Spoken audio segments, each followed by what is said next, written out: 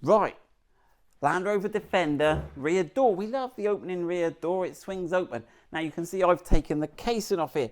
So in this video, we are going to add an extra internal door release. So why would you want to add an external door release to your Land Rover Defender? If you are camping in your Defender, and there's that guy in Taiwan, he's brilliant. I've forgotten his name. I'll have to put the link up. He does these real cool videos where he goes out into the middle of nowhere and he camps with his young son in his Defender. And I've always thought, how do you get out of the car? And there is no internal release on the rear door. So that's one reason you may want to add them. And the other thing is, when we went on that Strata Florida and we were going down some of those tracks, we had mud banks either side of us. And I was thinking, how would you get out if you needed to? You'd have to climb out the window. But with the rear door, you could actually, it'd be a lot easier to climb out the back and jump out the rear door if you had a release. The other mystery is, if you tell me, if you've got a 90 commercial and you lock yourself in the back door, the wind blows, or I don't know, how do you get out of your car? Has it got an internal release? I don't know. I've looked in the parts catalogue and I can't see it. So, right, so let's talk about, so normally to open the rear door, you have the rear handle, but the handle on the Defender is not a handle, it's fixed.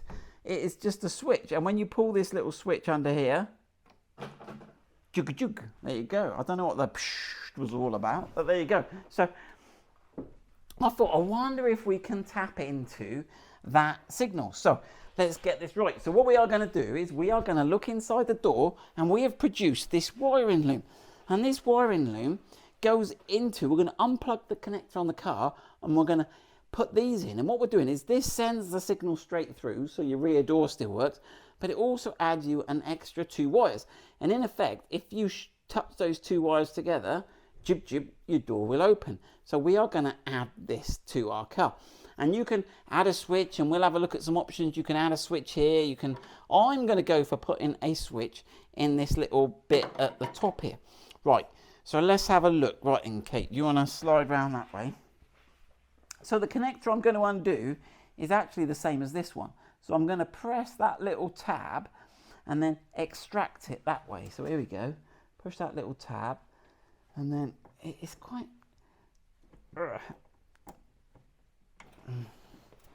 squeeze it. There you go. So I've squeezed that there, squeeze in between my 2 fingers there, and extract it that way.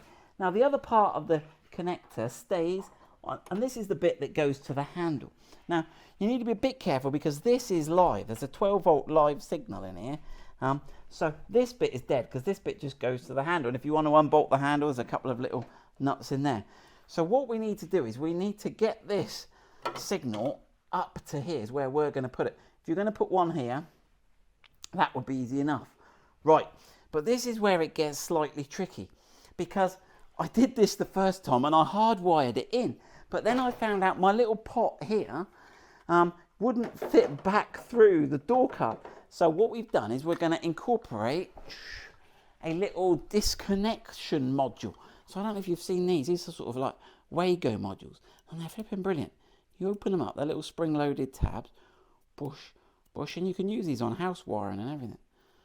And then you put one of these in, there you go, and fire that down, and that's locked in there.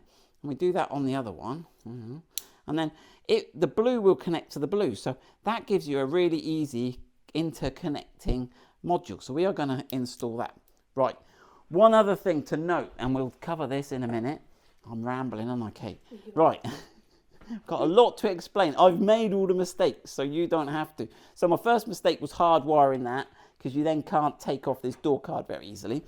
The second mistake was I worked out, oh look, there's enough room here to get the switch. So I'm going to put the switch, or I did put the switch on the side here, because I thought, well, that's at the top.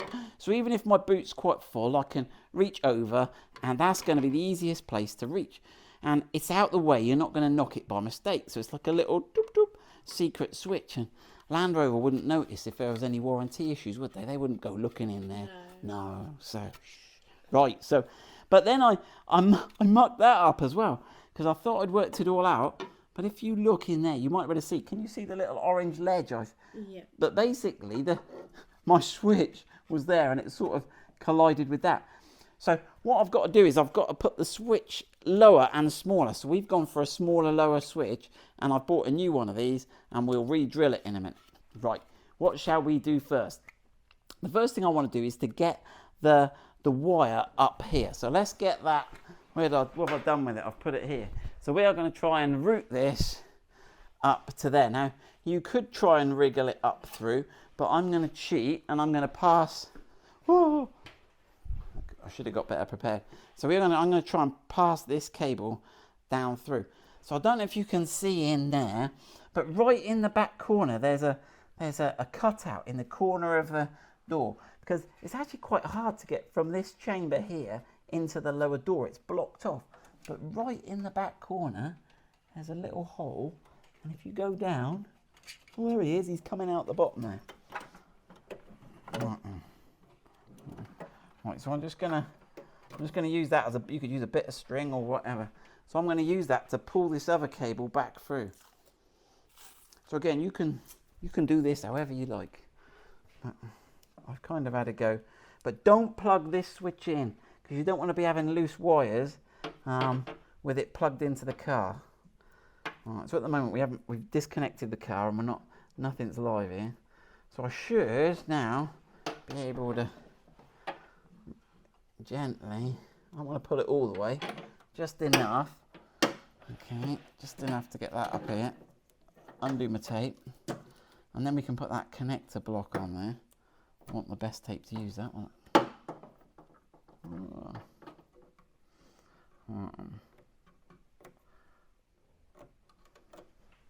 Right then. So then I'll get my little connector. We'll follow convention. We'll have brown to red as if it's live. A little bit of masking tape off. Black. Okay. Right, and that's now there ready. So and actually this won't fall back through that gap, because I tried to get it back through that gap. So that's ready. Then all we need to do now is connect, because these wires are all safe now. We now need to get our loom. What have I done with my loom? Oh, the other end of it's here. There you go. Sorry, it's the loom I got. Right, and now I need to plug. So we need to plug the female and the male end together. Which way is it, Kate? That way? No, the other way. That way. Yeah. Yeah, it's foolproof, lucky for me. And then that other one can go back on, and the car's not going to know any different. Right then. Okay. Right, so that's all good. And you can put your door card and your picnic table and put all that back on now, as long as we've still got this connector in here. Check it hasn't disappeared. Okay, so we've still got that there, and we've got just enough length on that to connect that to later. But before you put your door card on, just check your rear door works. So just squeeze your handle. Yeah, check you've got that firing. Otherwise, you could get in a bit of a pickle where you can't open your door. So be careful with that. Check that before you do that. Right. So we've got that there. Then pretend we've put all the door card back on. Then we're ready to add our switch wire. So we are going for this one, Kate. And we'll try and put these on the website. So I've got a switch. I've soldered 2 bits of wire. I put some heat shrink around it, so we've got no exposed cable. And what we've got to do is we've got to get our new one of these. There we go. Okay, and we've got to make sure we drill it on the right side at the right place. So it's got a wider side. That's wider than that. So we need to drill it at this thin side, and we need to drill it as low to the bottom of the bucket as we can. And the drill size is 12 millimeters. I did one here just to practice, although it's no good to me anymore. So I think that's about 12 and a half actually. Okay, but drill it in a bit of, should be, right, so I need to go thin side, as low as possible. Let's see if we can do this. Or I might have to center. Let me center punch it and use a small drill first. Yeah, drill's lovely.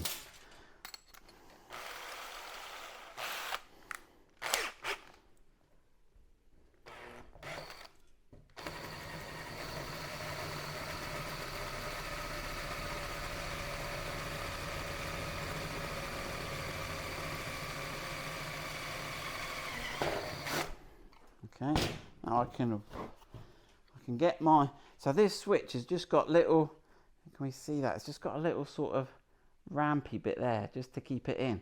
So there's no nut or anything to go on the back. So I can thread my wires through there. Push that through there. Now you can get illuminated switches and stuff if you're really clever, and I think the 12 volts will power up the illumination. So you can see, but you see how I've got that coming out the lower part now. So this should now, so pretend I've got all my door card back on now. So with the door card back on, you can still reach in here, grab these two, just be careful. Oh, I didn't catch it. Try not to get in the way of the camera. That's it.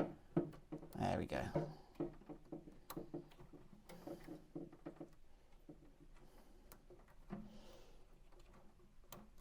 Right. And then we can tuck all that back through into there. There's a massive cavity there.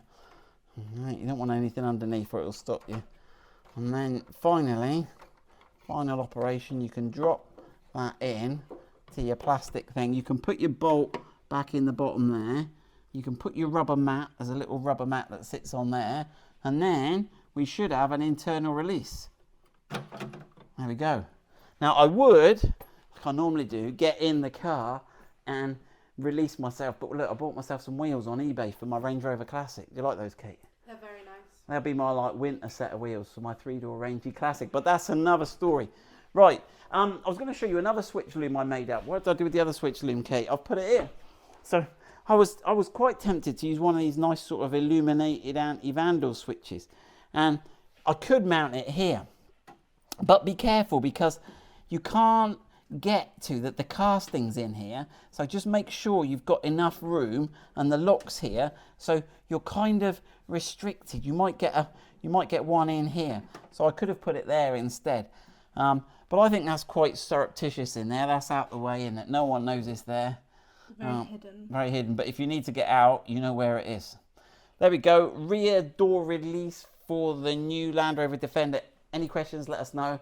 And we've got that loom for sale on the website. And what we've done is we've put the loom together with that little connector block, because that's quite tricky to find.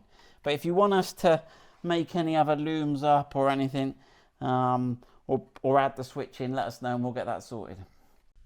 Right, there's my rear door all back together. I'll put the picnic table on, but you can see there's your little rubber mat that sits in there.